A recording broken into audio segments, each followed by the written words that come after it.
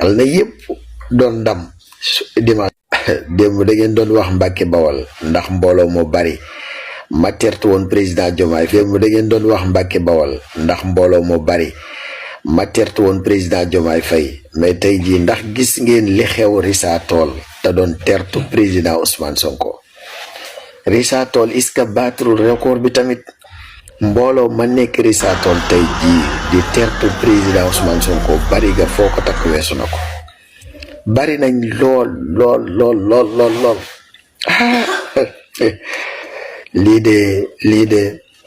yàlla bu yàlla tas yaakaar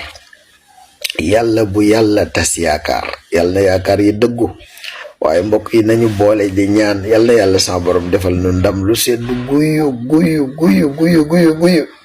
ni mu neexee nii daal ci campagne bi ci jamono ji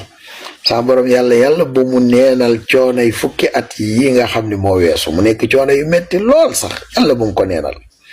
yàlla na yëpp doon ndam dimanche.